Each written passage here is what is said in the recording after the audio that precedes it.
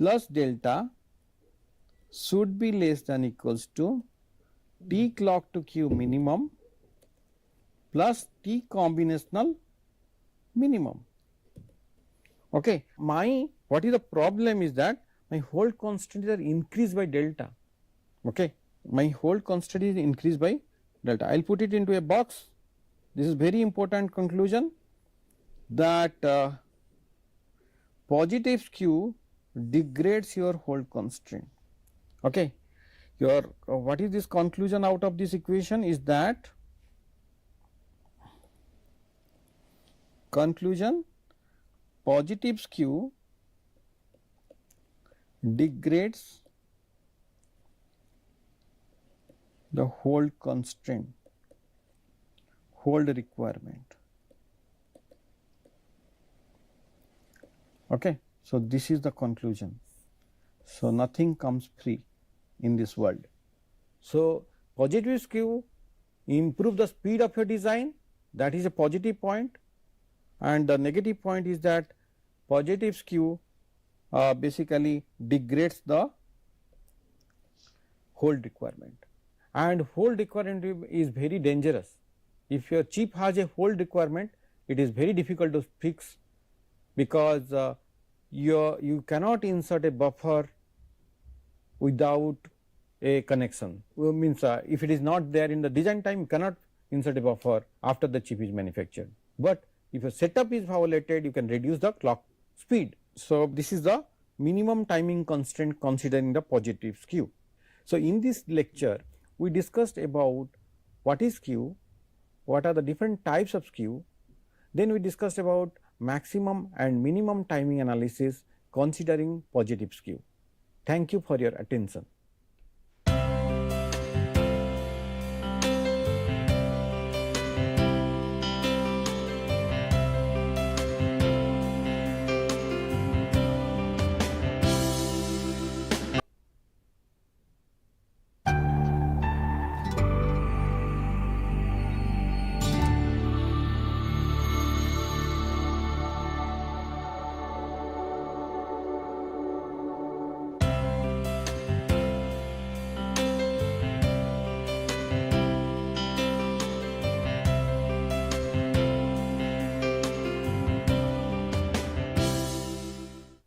Welcome to the course on VLSI physical design with timing analysis. In this lecture, we will discuss about timing constraint in sequential circuit with clock skew. The content of this lecture includes what is negative clock skew,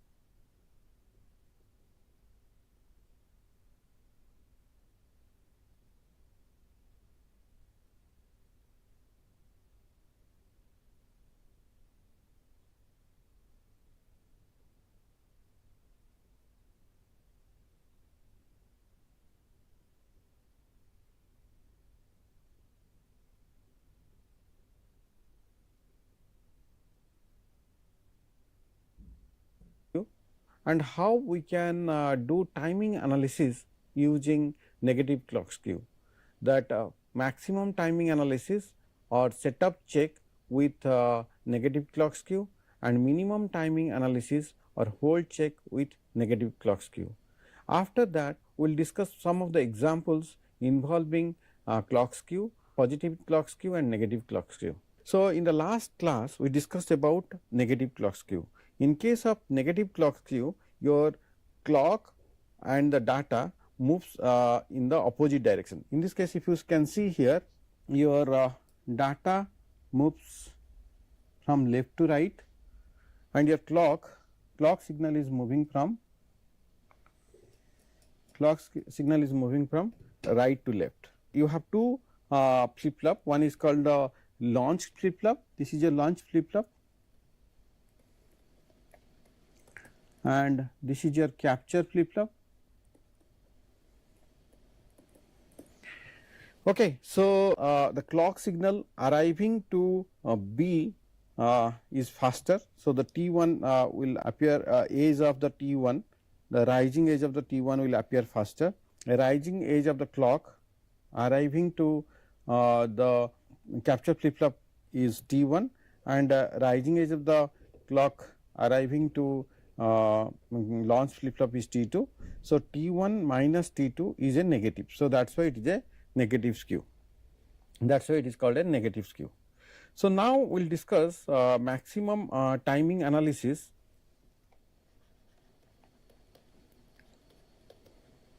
Timing analysis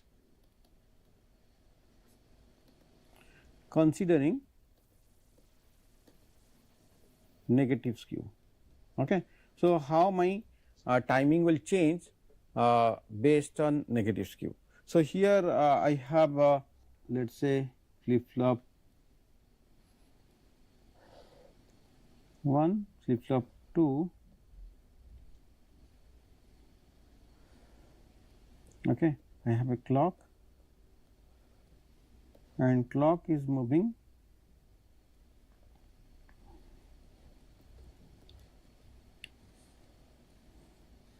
this is your clock, and your this is your D pin, data pin, this is the Q, it is going through a combinational logic, and this is the D pin, this is the Q. Okay. So now we will see how my maximum timing analysis will change here. So my let us say this is your clock 1 and this is your clock 2. Okay. So if I draw the clock signal, okay,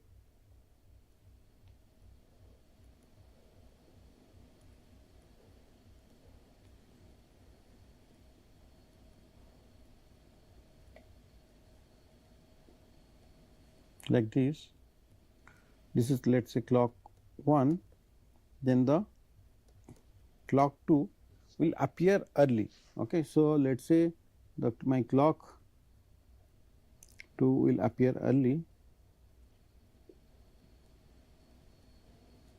the time period of the clock will remain the same, the time period of the clock will remain the same.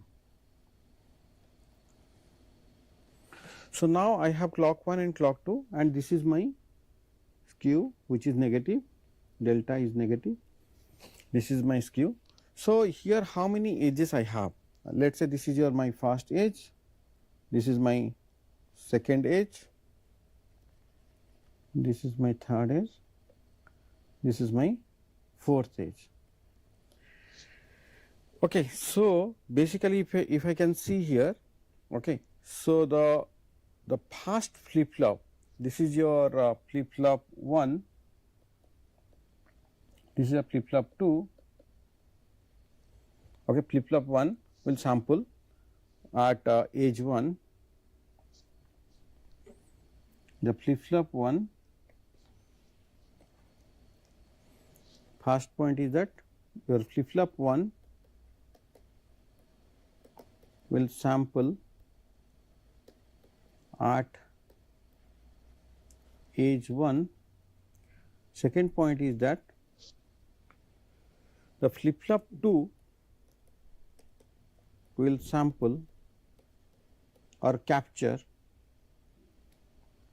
or sample or capture is same thing, sample at edge 4, okay, edge 4. So now my time period from here to here is basically T clock, okay, and this is my delta, this is my delta. So the available time for considering skew is basically from here to here till this point. So this is T clock minus delta. Okay. Now in without skew my equation is that T clock to Q. I have two cases now. Case 1 without Q, clock skew. I have maximum timing constant equation, your T clock to Q maximum, T combinational maximum plus T setup should be less than equals to T clock. Okay. So, but now case 2 with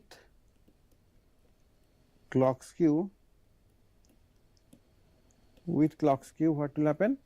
My T clock is now T clock minus delta. Okay. So, T clock to Q maximum, T combinational maximum plus T setup should be less than equals to T clock minus delta, because my total available time to do the operation starts at age 1 at this age and ends at age 4. So, the total available time will be reduced by delta because of the negative skew. So, now my final equation will be, T clock to Q maximum plus T combinational maximum plus T setup plus delta should be less than equals to T clock. So, now if you can see here, your total time period will increase by delta. Okay. So, your basically your clock period will increase, since delta is added in the left hand side, your clock period will increase. So, implies that your f clock or the maximum frequency of operation will decrease. So, your speed will decrease. Your maximum speed of operation will decrease. Speed of operation will decrease.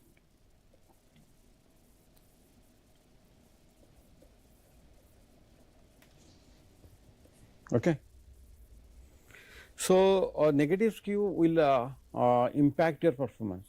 It is not good for performance, speed of your design. So, we have already discussed the max timing analysis. Here the main point is that the flip flop 1 will sample at age 1 and flip flop 2 will sample at age 4, and available time for doing the operation is reduced by delta. So, your total time period will be T clock minus delta. So, your left hand side will have more thing to do by more evaluation to do by amount of delta. So, your clock period will increase. Since the clock period will increase, your frequency will decrease. So, maximum speed of operation will decrease. So, the negative skew is not good for speed perspective. Now, we will go to the minimum timing analysis.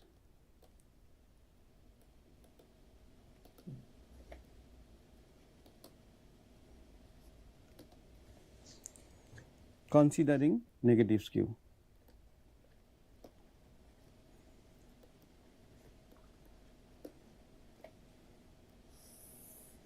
Okay. So, here what we discussed is you have T com max.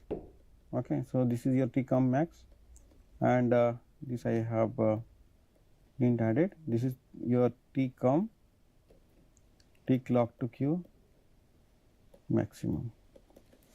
So, here in the next slide,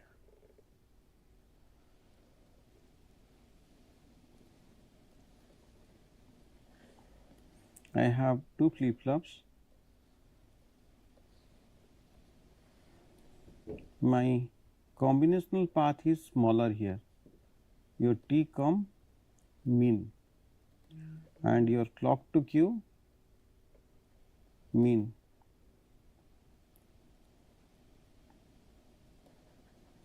Okay. So, now I have a negative skew. This is your clock, source clock. This is my D.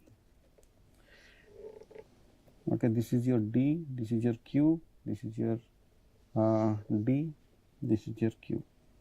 We will draw the timing diagram. First, your clock, this is your clock 1, this is your clock 2.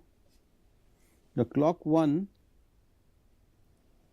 is coming late, so it rises late.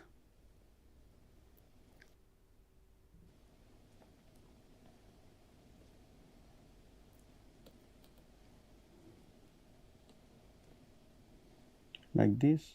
Okay. So, this is clock 1, my clock 2, this is your clock 2, clock 2 will come like this. It will come early because it is going to the capture flip flop first.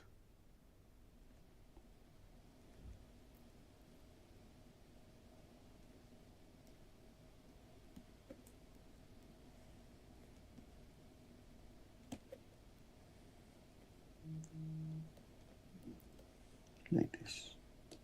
So, if you can see here, this is my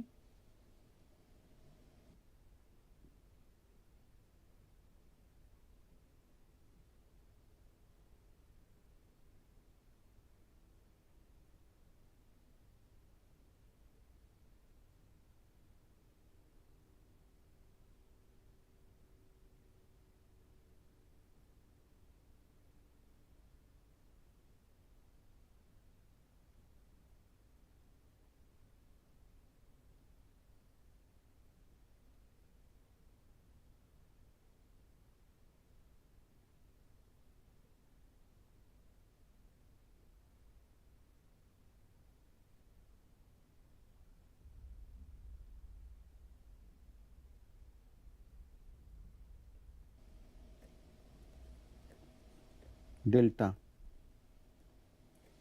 This is my delta, negative skew, delta is negative. So, here in case of minimum timing analysis or hold check, okay, this is also called the hold check. Okay. So, we have to consider the one edge, okay, one of the edge. So, here I am considering this is the edge 1, this is edge 2, this is my edge 3, this is edge 4. Okay. In case of if there is no skew is there, your clock 1 and clock 2 will be aligned at t equals to 0. But now what is happening is that in case of hold check, we are checking the in this case we are checking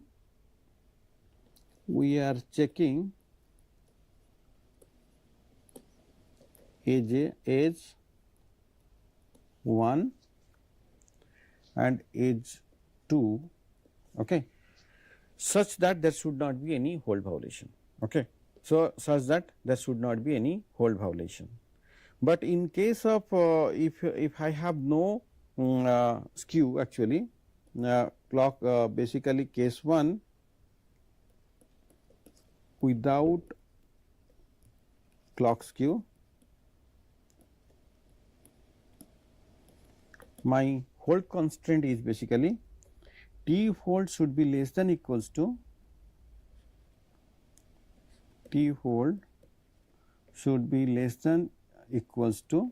your clock to Q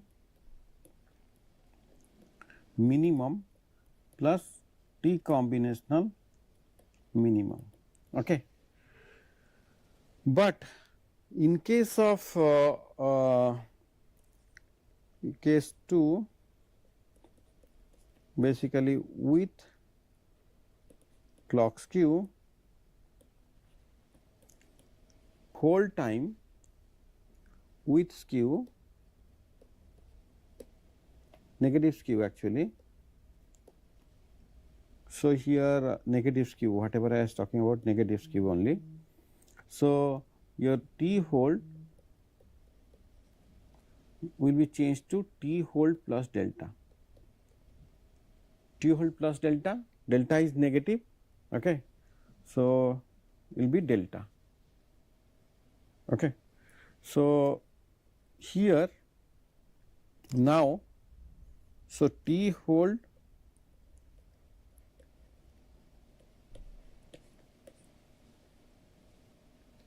minus delta. So, this is equals to T clock to Q minimum plus T combinational minimum.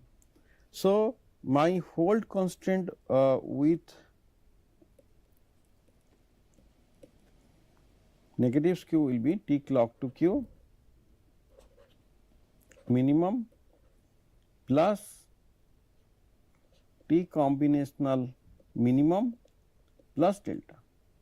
So, this is my final equation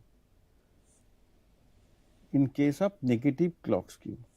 So, what happens is that I have a term added in the right hand side, this delta. I have a term added in the right hand side, this delta helps to fix my hold violation easily. So, there will be there is less chance or no chance of hold violation if you have a basically negative skew, because it is added in the right hand side. So, your basically it is easy to fix your hold violation in case of negative skew. The negative skew reduces the risk of hold violation. So, in case of negative skew, you have a impact on the speed of your design. In case of negative skew, you have no hold violation. So, these are the two things, because why this T hold minus delta?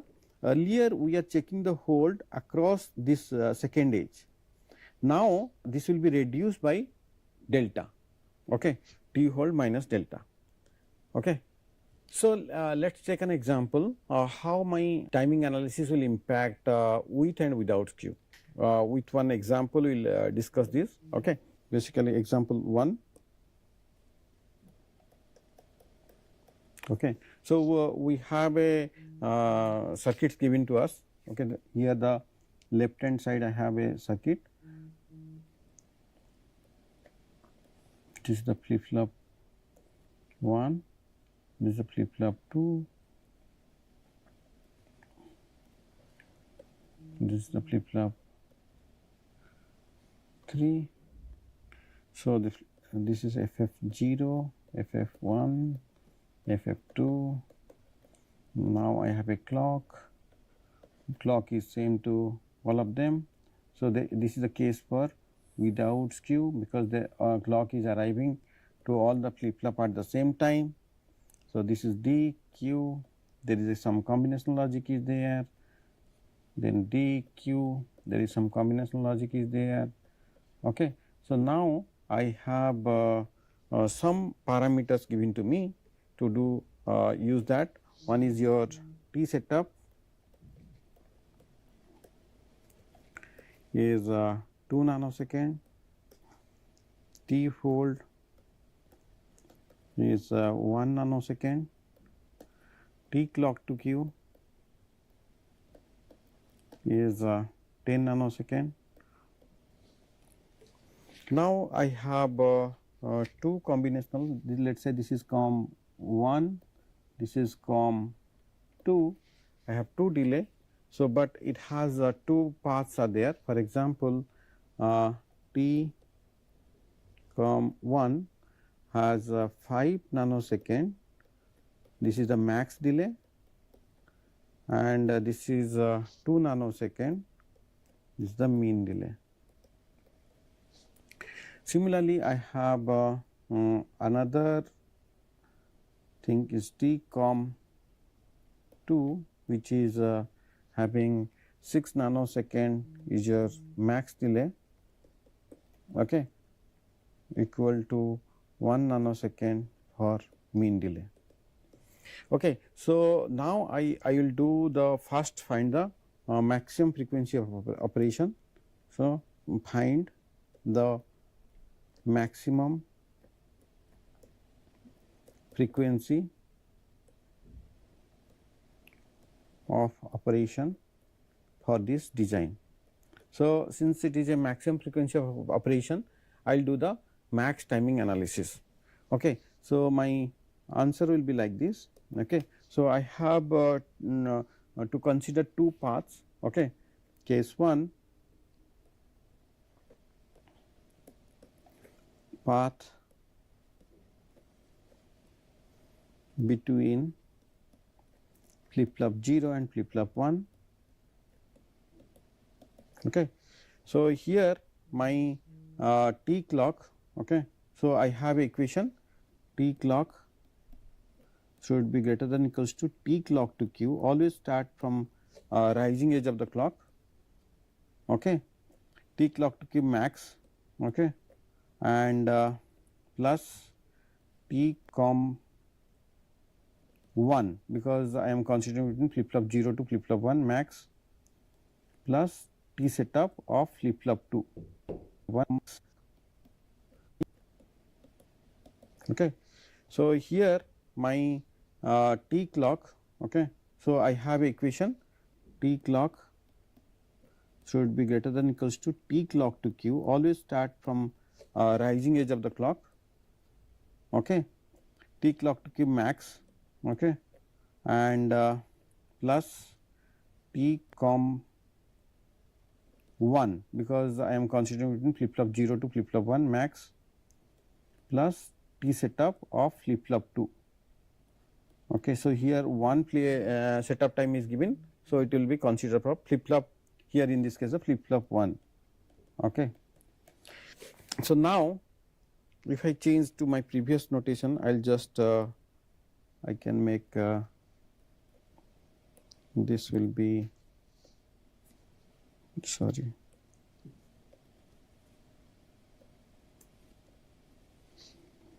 this is flip flop 1, 2, this is 3.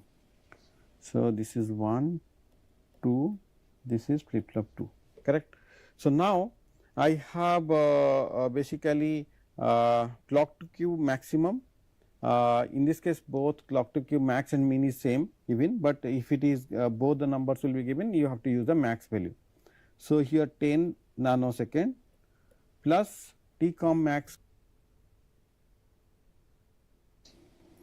this is flip flop 1, 2, this is 3. So, this is 1, 2, this is flip flop 2, correct. So, now I have basically clock to Q maximum.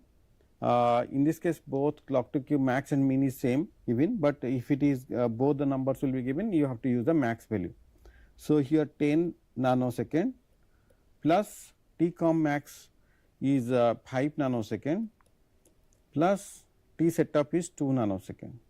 So, combinedly your T clock in this case is basically, in this case this T clock is greater than equals to 17 nanosecond. Okay. Now, case 2, if I consider between flip flop the path between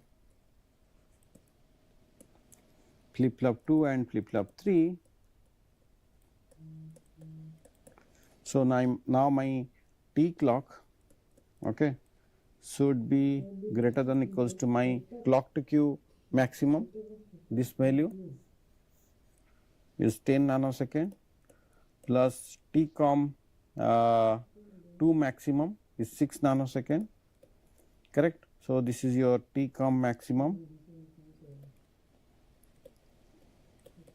T com 2 maximum plus T setup of flip flop 3, which is 2 nanosecond. So, it is comes out to be 18 nanosecond. T clock should be greater than equals to 18 nanosecond. I have to take basically the worst case time period. The worst case time period is 18 nanosecond, okay, which is the max of that.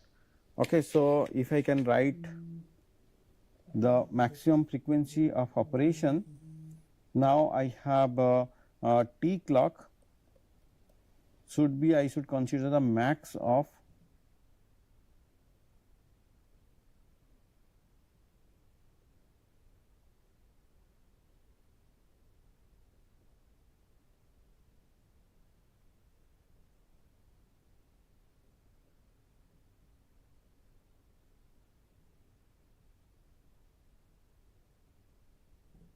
both the path. Okay. So, I have let us say this is 1, this is 2, max of T clock 1 comma T clock 2, here it is basically 18 nanosecond. My frequency f clock, okay, maximum frequency of operation is basically 1 by T clock, which is basically if I found 1 by 18, it comes out to be 1 by 18 nanosecond. Okay. So, it comes out to be 55.56 megahertz. Okay. So, this is my maximum timing analysis, okay, and this is my maximum frequency of operation for this design. So, now if I go into fold violation, okay, if I go to the fold violation, now if I check the minimum timing analysis, okay, so whether there is of operation for this design. So, now if I go into fold violation, okay, if I go to the fold violation, now if I check the minimum timing analysis, okay, so whether there is a fold violation is there or not, I have to do the minimum timing analysis in the same. So, this is my maximum timing analysis, okay, and this is my maximum frequency of operation for this design. So, now if I go into fold violation, okay, if I go to the fold violation, now 0.56 megahertz. Okay. So, this is my maximum timing analysis, okay, and this is my maximum frequency of operation for this design, which is basically if I found 1 by 18, it comes out to be 1 by 18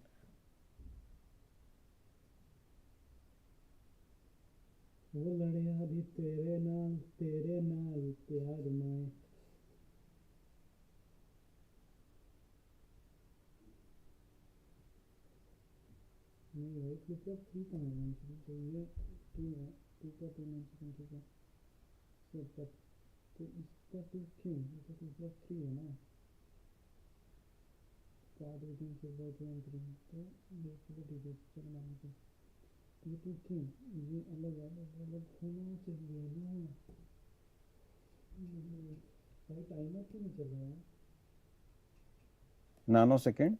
Okay. So, it comes out to be 55.56 megahertz. Okay. So, this is my maximum timing analysis, okay, and this is my maximum frequency of operation for this design. So, now if I go into fold violation, okay, if I go to the fold violation, now if I check the minimum timing analysis, okay, so whether there is a fold violation is there or not, I have to do the minimum timing analysis in the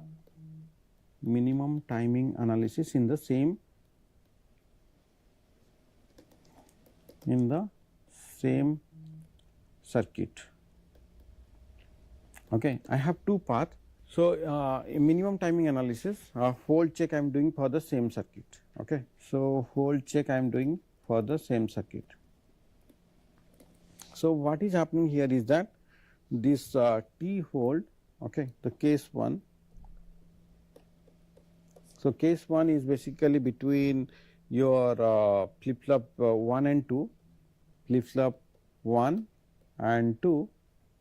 Okay. So, in this case your T hold should be less than equals to T clock to Q minimum plus T combinational minimum. Okay. So, now if you can see fold time, if I go to the previous slide, T hold is 1 nanosecond. So, here 1 nanosecond should be less than equals to your T clock to Q minimum. The T clock to Q minimum is 10 nanosecond. Okay. So, 10 nanosecond plus T combinational minimum is basically 2 nanosecond, 2 nanosecond. So, here there is no hold violation. 1 nanosecond is satisfying 12 nanosecond. So, no hold violation.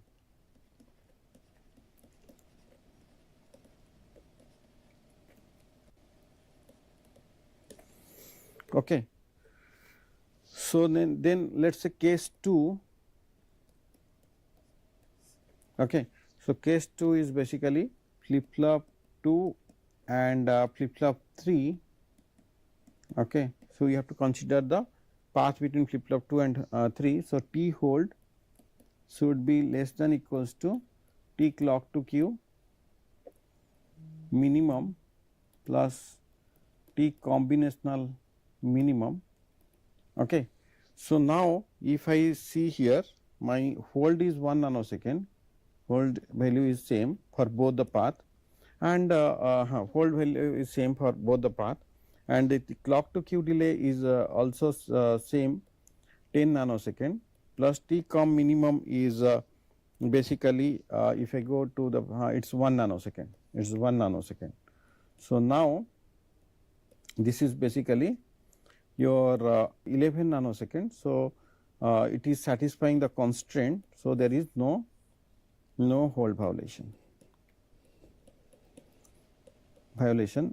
in this case.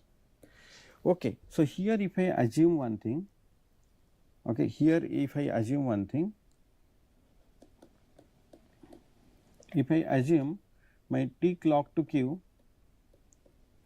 minimum is basically 0.5 nanosecond, okay, and my T com minimum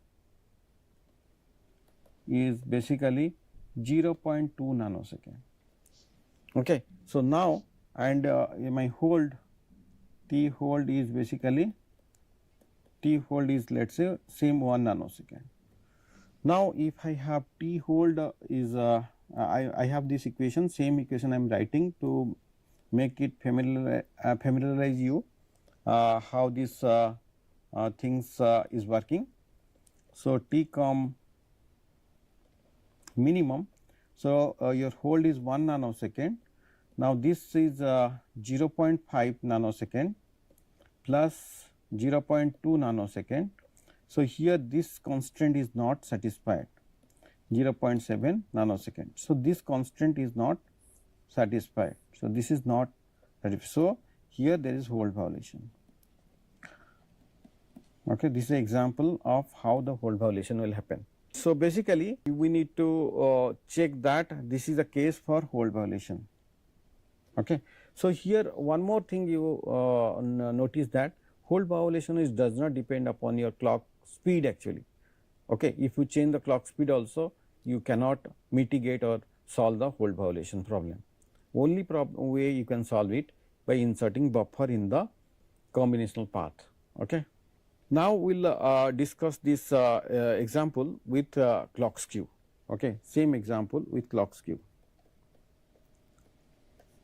So, we will discuss this example with clock skew. So, basically I have 3 flip flop. So, this is basically a pipeline design.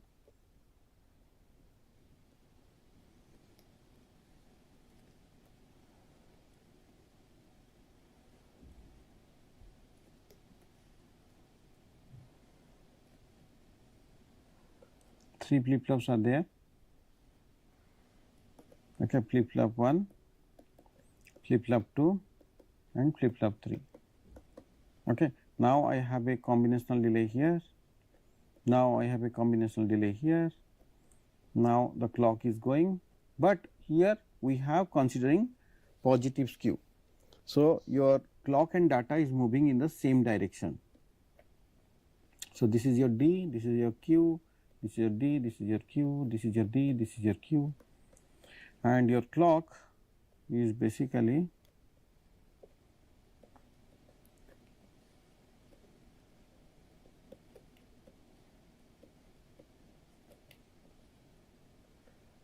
this.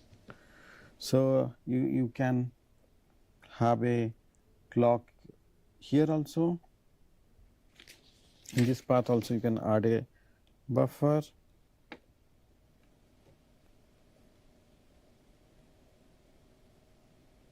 Okay. So, this is my design. Okay. So, here if you can see here you have some buffer is there. So, the buffer delay is considered. Here I can writing the buffer delay. Buffer delay is 1 nanosecond. Okay. This is 1.5 nanosecond, and here it is 2 nanosecond. Okay.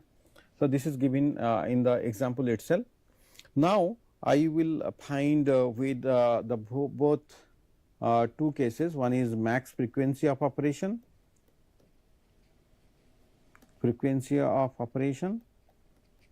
okay. Then the hold check, actually hold check, we are hold check will do, and the other parameters whatever we consider is remain the same actually in this case. So, other parameters will remain the same. So, here one reality is that actual circuit we have buffer, but in this case also we have added the buffer. This is we are going closer to our actual implementation in a chip. So, if you add the buffer, how my timing will change. So, if we see here I have a case 1, okay. I have a case 1 with basically positive skew. So, there are two cases is also there like the previous case between flip flop 1 and flip flop 2. So, I have to write the timing constant equation considering positive skew. So, your T clock, okay, plus delta should be greater than equals to T clock to Q, okay, T clock to Q plus T combinational 1. So, this is com 1 like the previous example, T com 2, T com 1 max plus T setup. Okay. Now, I have to find the value of delta in this case. Delta is basically here it is reaching at 1 nanosecond, here it is reaching as at 1.5 nanoseconds.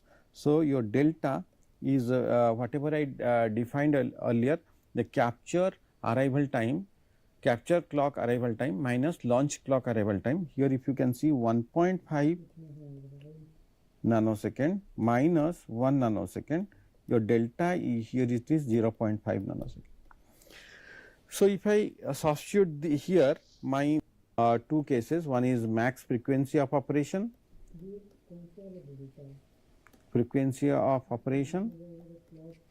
okay. Then the hold check, actually hold check, we are hold check will do, and the other parameters whatever we consider is remain the same actually in this case. So, other parameters will remain the same. So, here one reality is that actual circuit we have buffer, but in this case also we have added the buffer. This is we are going closer to our actual implementation in a chip. So, if you add the buffer, how my timing will change. So, if we see here I have a case 1, okay. I have a case 1 with basically positive skew. So, there are two cases is also there like the previous case between flip flop 1 and flip flop 2. So, I have to write the timing constant equation considering positive skew. So, your T clock, okay, plus delta should be greater than equals to T clock to Q, okay, T clock to Q plus T combinational 1. So, this is com 1 like the previous example, T com 2, T com 1 max plus T setup. Okay. Now I have to find the value of delta in this case. Delta is basically, here it is reaching at 1 nanosecond, here it is reaching as at 1.5 nanoseconds. So, your delta is whatever I defined earlier, the capture arrival time, capture clock arrival time minus launch clock arrival time. Here if you can see 1.5 nanosecond minus 1 nanosecond, your delta here it is 0.5 nanosecond. So, if I is whatever I defined earlier, the capture arrival time, capture clock arrival time minus launch clock arrival time. Here if you can see 1.5 nanosecond minus 1 nanosecond, your delta here it is 0.5 nanosecond. So, if I substitute here my previous equation, I have found this equation. So, here it is 10 nanosecond, this is I will see the values 10 nanosecond, 5 nanosecond and 2 nanosecond. Okay, 10 nanosecond, 5 nanosecond and 2 nanosecond. Okay. Now, my delta value is basically 0.5 nanosecond. So, now my t clock 1 in this case, t clock 1 in this case will be greater than equals to basically 17 minus 0.5, which equals to 16.5 nanosecond. So, the t clock 1 implies thus t clock 1 is 16.5 nanosecond. Now, the case 2,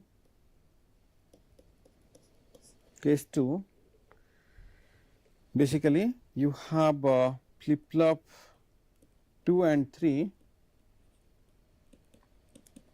So, now I have to find the skew at this point. Skew is in this case is basically at this point what is the arrival time versus at this point what is the arrival time difference. So, it is 2 nanosecond, it is 2 nanosecond. So, now if I find out the clock in the previous case, the clock whatever we find it out, it is basically 18 nanosecond, earlier it is 18 nanosecond. So, this will be the t clock 2 was found to be 18 nanosecond. Now, my delta is 2 nanosecond. My the new t clock skew, this is without clock skew. Okay. Now, with clock skew my t clock 2 will be, with clock skew my t clock 2 will be 18 nanosecond minus 2 nanosecond. It will be 16 nanosecond with clock skew.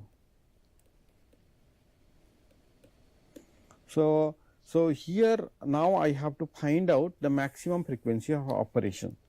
So, this is my t clock 2. Okay.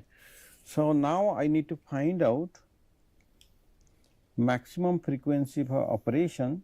So, I have to find the t clock which is max of both of them. So, max of both of them, it is t clock 1 comma t clock 2. Okay, it is max of 16.5. Okay, and this is 16 actually nanosecond comma 16 nanosecond. So, it is comes out to be 16.5 nanosecond. So, my frequency of operation f clock, okay, my f clock will be 1 by 16.5 nanosecond. Okay. So, the maximum frequency is basically 60.61 megahertz, okay, 60.61 megahertz. So, earlier case without clock skew, the value is without skew is basically found to be 55.56 megahertz. Okay. So, this is without skew, but now is basically found to be 55.56 megahertz. Okay. So, this is without skew. but now with skew my f clock is changed to 60.61 megahertz. So, with the positive skew your speed increases. So, the conclusion is that with positive skew basically your speed of your design increases, speed of operation increases. So, this is the conclusion. Now, we will go to the hold check. So, now we will discuss the hold increases. So, this is the conclusion. Now, we will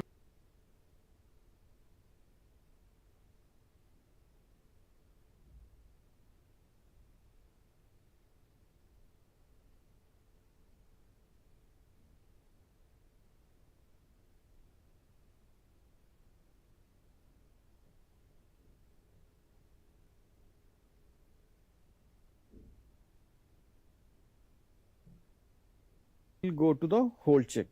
So, now we will discuss the if I have positive skew, how it will impact my hold violation, hold check. So, if I have a positive skew, then how my hold violation will impact, hold check. So, I have two cases, case 1, okay. The case 1 is between flip flop 1 and 2. Then if I have between flip flop 1 and 2, then if you can see here, you have basically the skew delta at this case found to be, delta value is found to be 0.5 nanosecond. Okay. So, if this is the case, then my T hold plus delta should be less than equals to T clock to Q plus T combinational minimum, both are minimum. So, my T minimum, T clock to Q minimum, this is basically, if I can say, the clock this is 2 nanosecond, this is 10 nanosecond, okay, and your T hold plus delta is basically, T hold is 1 nanosecond and this is basically 0.5 nanosecond. So, it is 1.5 nanosecond less than equals to 12 nanosecond. So, there is no hold violation.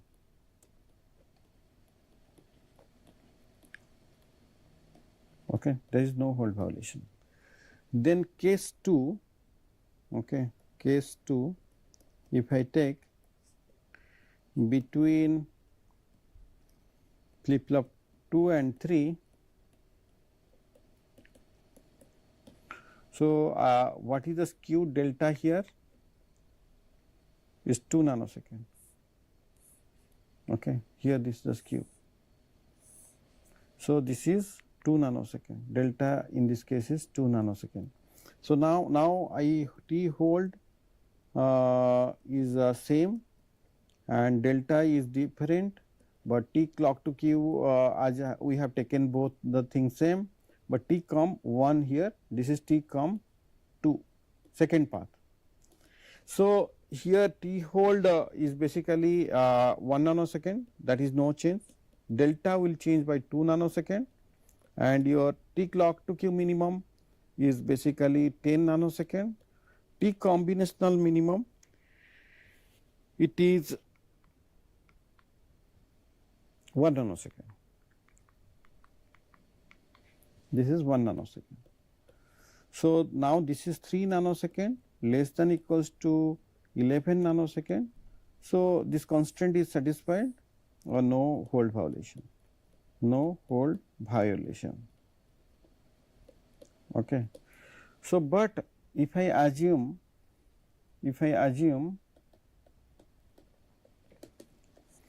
let us say this T clock to Q minimum is 0.5 nanosecond and this combinational minimum is 0.5 nanosecond. Now, and let us say the t hold is basically 1 nanosecond and delta is 0.5 nanosecond.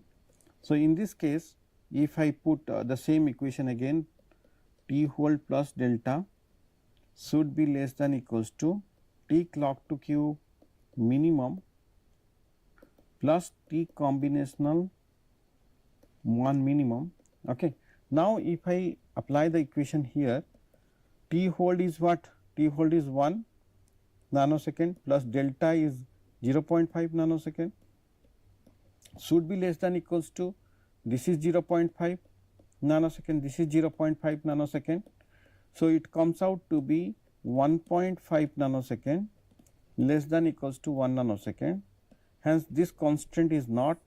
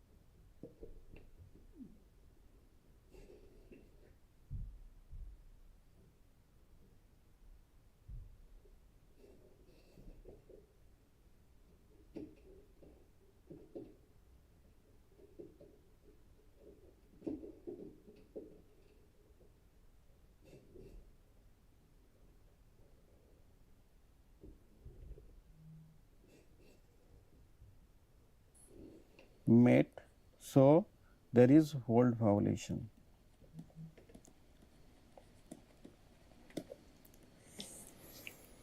There is hold violation. Okay. If your delta is more, the hold violation will be severe.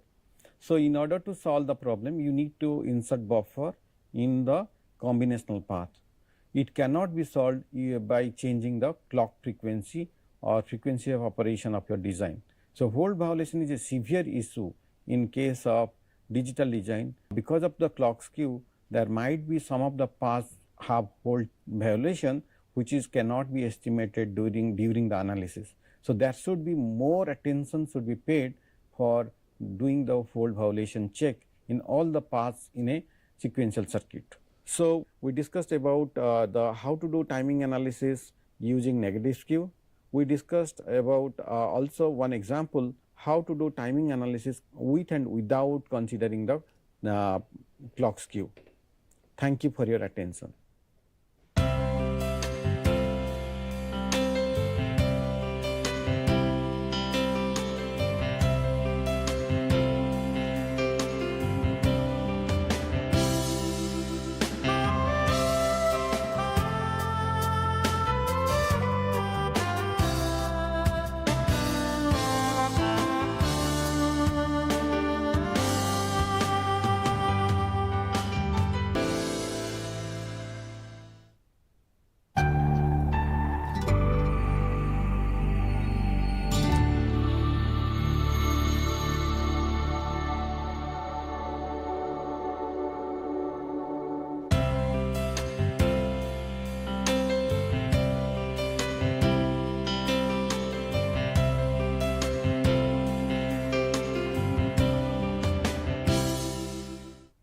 Welcome to the course on VLSI physical design with timing analysis.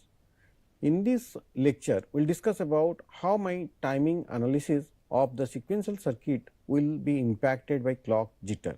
So, clock jitter is one of the source of non-idealities, how it will impact my timing analysis. So, the content of this lecture includes what is clock jitter, then we will discuss about how to do maximum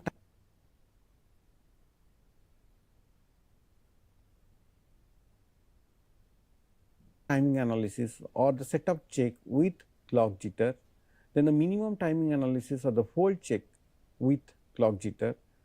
Then we will discuss about what are the sources of clock skew and clock jitter. So, this is very important. If you know the source, then you can correct it. So, first of all, what is clock jitter?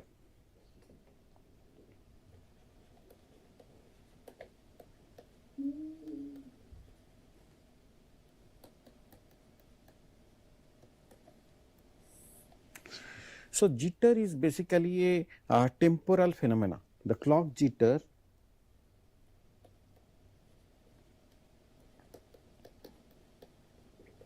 is basically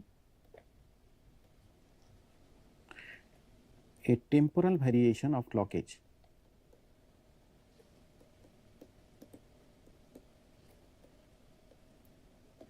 Clock arrival time. What is this clock arrival time? Temporal means with respect to time. So, the arrival time is the clock, ideally let us say the clock arrives here,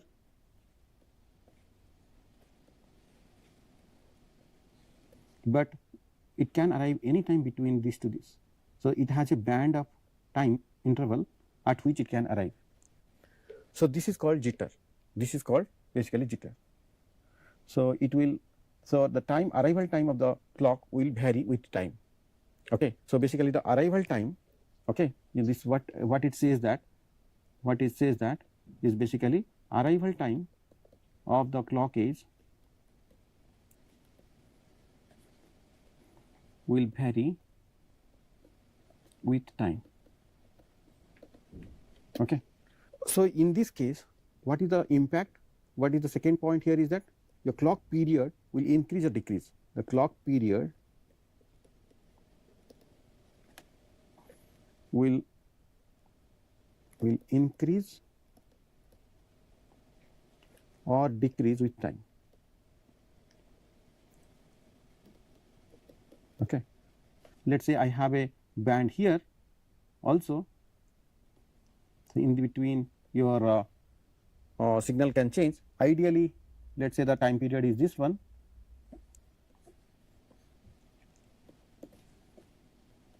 Okay. So, ideally the time period is this one, but with jitter, if I take a different color, with jitter it can change. It can change to t clock plus 2 t jitter. Okay. Okay. So, this is plus or minus. This will be plus or minus. It can vary. So, this is whatever I showed is the plus 1. Okay. Whatever I showed is the plus 1, but it can vary to minus also. Okay. So, this is the maximum time period whatever I showed, and it has also a minimum time period here, which is basically t clock minus 2 t jitter. Okay. Because of the jitter, my clock period can increase, means that your t clock plus 2 t jitter, 2 t jitter, decrease means that t clock minus 2 t jitter. So, this will definitely impact our performance of our design. So, we need to consider the worst case. Then we have basically cycle to cycle jitter is there.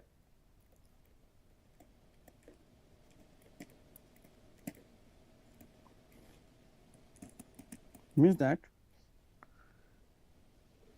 so it means that time varying deviation of the time period, means whatever I told, from one cycle to other cycle, how much my clock single period will vary. So, time varying deviation, this is basically time varying deviation of a single period.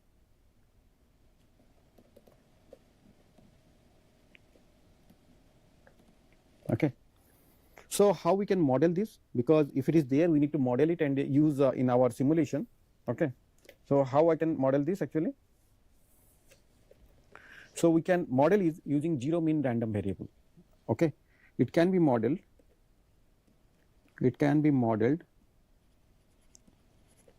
using a zero mean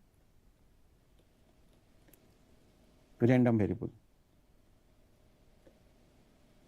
So, basically it is not deterministic. So, we need to take the help of random variables to model it.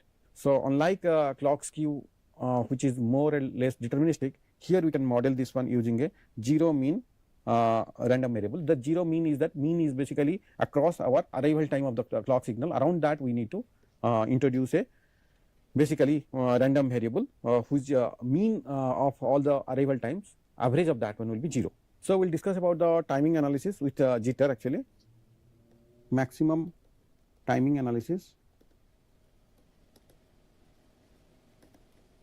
with jitter actually. So, I have to consider two flip flop, one is launch and capture.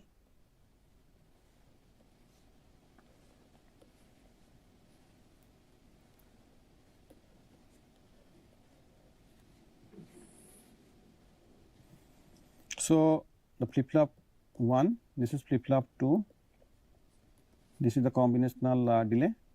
Okay. So, this is D pin, this is Q pin, this is D pin, this is Q pin. Now, I have 3 delay parameters here. One is clock to Q, from here to here is basically T clock to Q, maximum since we are doing max timing analysis, this is T combinational maximum from here this edge till this edge, and data should be stable before the setup time of the second flip flop, T setup of the flip flop 2. Now, because of the jitter, what is happening? I have to draw the timing waveform. Ideally, I have a timing edge like this.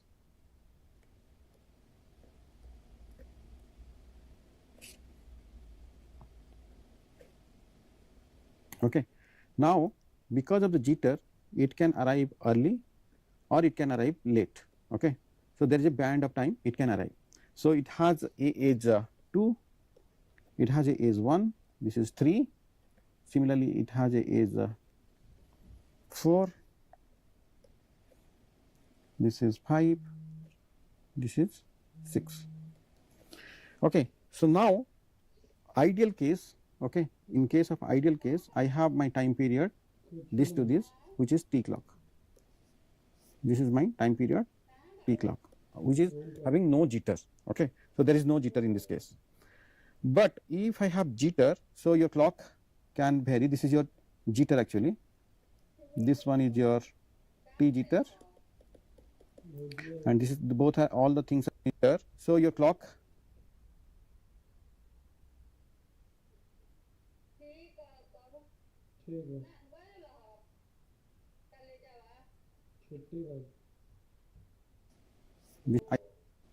this is 5, this is 6. Okay. So, now ideal case, okay, in case of ideal case, I have my time period this to this, which is T clock. This is my time period T clock, which is having no jitter. Okay. So, there is no jitter in this case. But if I have jitter, so your clock can vary. This is your jitter actually. This one is your T jitter, and this is both are all the things are same actually. I have 4 box small time intervals, those are T jitter only, but all are same amount T jitter. So, now I have 2 cases. Okay. So, I have 2 cases. Case 1 without jitter, So, in case of without jitter, I have to consider only edge 2. In this case, the flip flop 1, okay, in this case your flip flop 1 samples at edge 2 and flip flop 2 samples at edge 5. Okay. So, time period, it reflects a time period of T clock. Okay. It reflects a time period of T clock.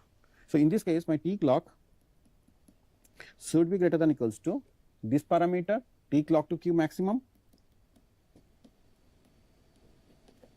plus T combinational maximum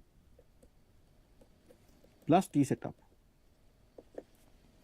Now, if I consider the jitter case 2 with jitter,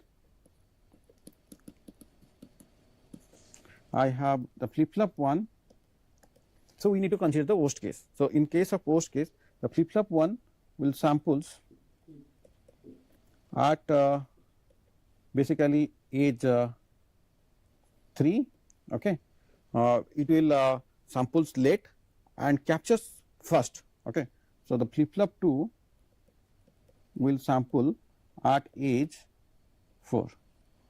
Basically, because of the jitter, it samples late and it captures early. So, this is my worst case. So, in that case, my time period T clock should be reduced by 2 jitter. Okay.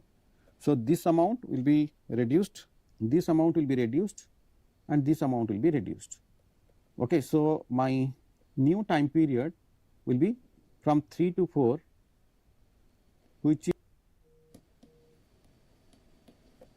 plus 1, this is 3. Similarly, it has a age 4,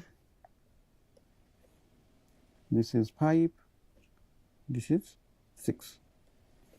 Okay. So, now ideal case, okay, in case of ideal case, I have my time period this to this, which is T clock.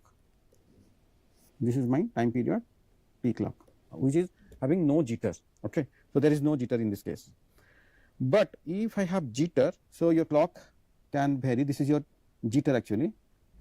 This one is your T jitter, and this is both are, all the things are same actually. I have 4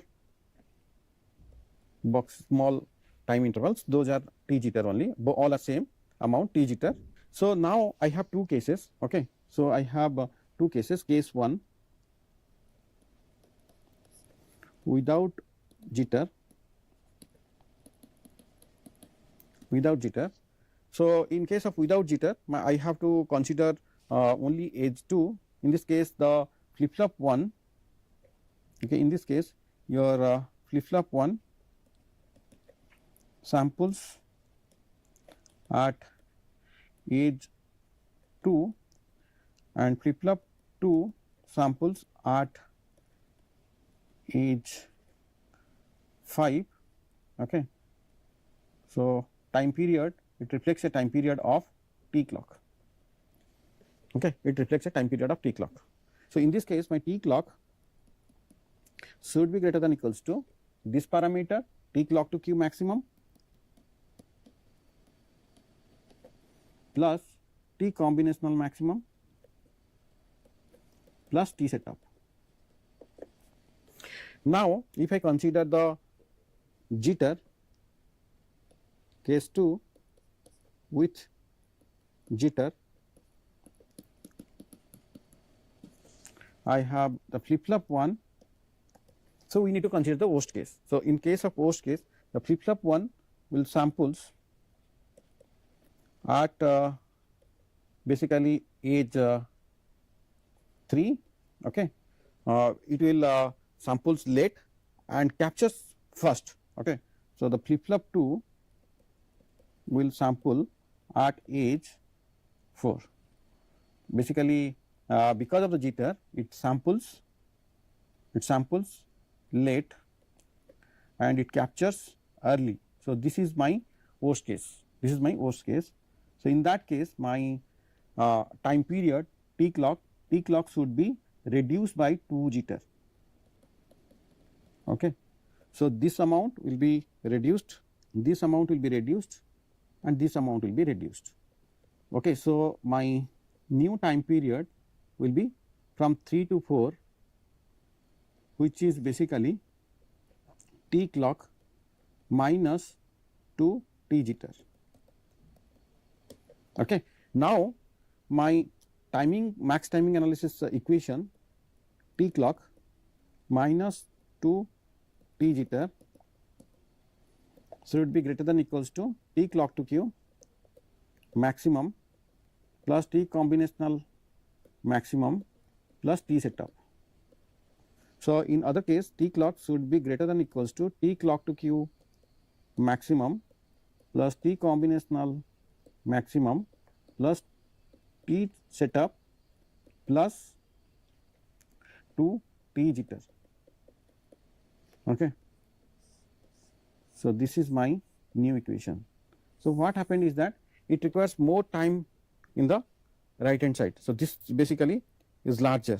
So, this part is larger, means it requires now more time period. If your time period increases, in summary, if your T clock will be increased by 2 T jitter. So, your T clock increases imply that F clock, my maximum frequency of operation will decrease. Okay. The jitter will reduce the speed of your operation, is not good. Reduce the speed of your operation, it is not good. This is the this is all about max timing analysis. Now, we will look into mean timing analysis. In case of mean timing analysis, in case of minimum timing analysis with jitter, we need to consider all the minimum path. Okay, I have a flip flop. This is the launch flip flop. And this is the capture flip flop. I have some combinational delay is there. This is D, this is Q, this is clock, this is clock. Okay. So now you have the clock is there, but clock is varying because of the jitter. You have two delay. So if I say this delay is basically T clock to Q minimum. We need to consider T clock to Q minimum at this case. So this delay is basically T combinational minimum, and your data should be stable before the D pin of the flip flop 2. Actually, this is flip flop 1, this is flip flop 2. So here, as we are doing the minimum timing analysis, so we need to consider the T hold of the flip flop 2. Okay. So now I will do the basically waveform first, how my jitter waveform will look like. So ideally it should arise here, okay, and it is going like this.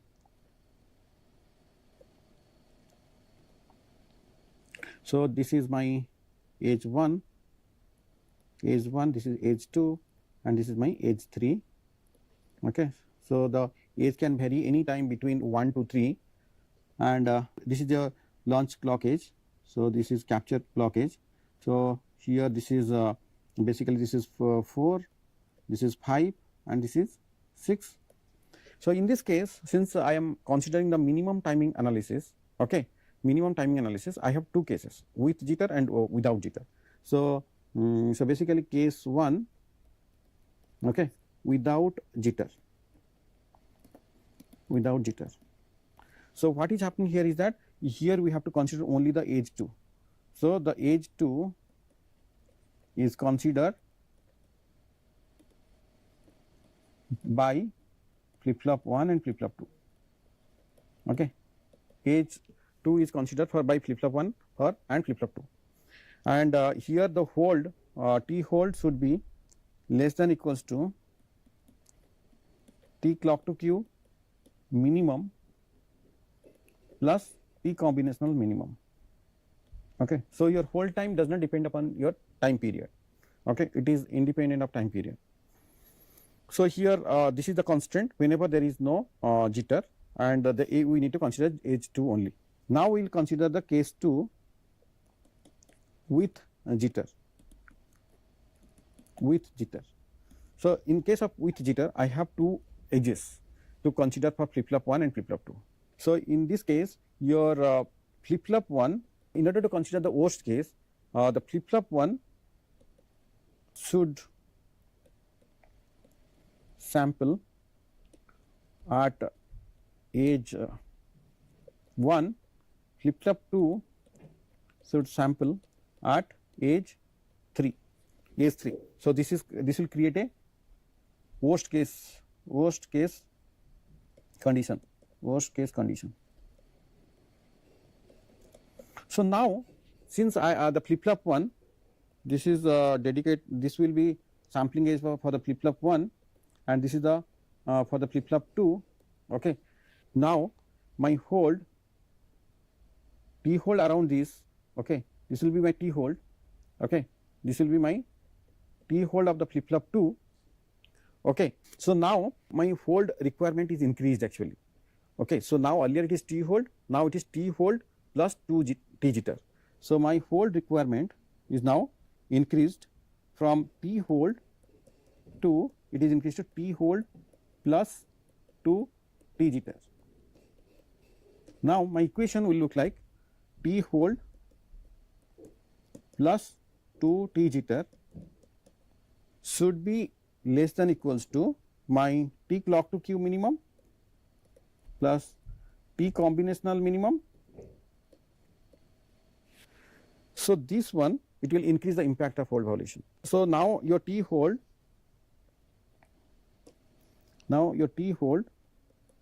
should be less than equals to T clock to Q minimum plus T combinational minimum minus 2 T jitter.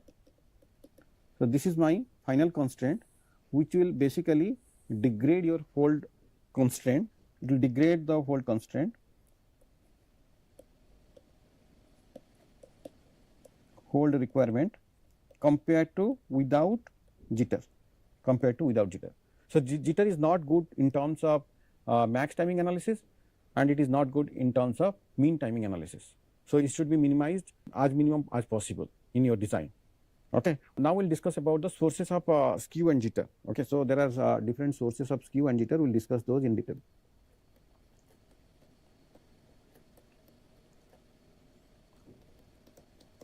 So, these are not desired. So, basically if you look into this clock skew and clock jitter, it will definitely depend upon one parameter, clock, basically the clock generation circuit, because it is the clock generation circuit is responsible for this. So, you have a clock generation circuit. So, the clock generation circuit, you have a PLL, okay. The phase lock loop is used to generate a clock, high speed clock inside a chip, or you can use some kind of crystal to generate a clock, okay. So, PLL or a crystal. So, both are having some amount of jitter depending upon their design specification. You need to check the specification of the PLL, specification of the crystal that you are using to generate the clock. That is the source of jitter actually. So, that need to be minimum, and that whatever the amount it is there, that should satisfy our requirement. We need to take that value while doing the timing analysis. So, clock generation is one of the source of clock jitter. The second one is basically your power supply variation. Power supply variation. Okay. So, your supply noise, okay, if there is supply noise is there, that will come to your frequency, clock frequency, that will also create clock jitter. Okay. So, this will go to your clock generation circuit, and that will lead to clock jitter. Okay. Okay. So, this PLL has a VCO, VCO noise will create clock jitter. Okay. So, we need to look for a VCO which is producing less jitter actually. Then the third point is your basically coupling to the adjacent line.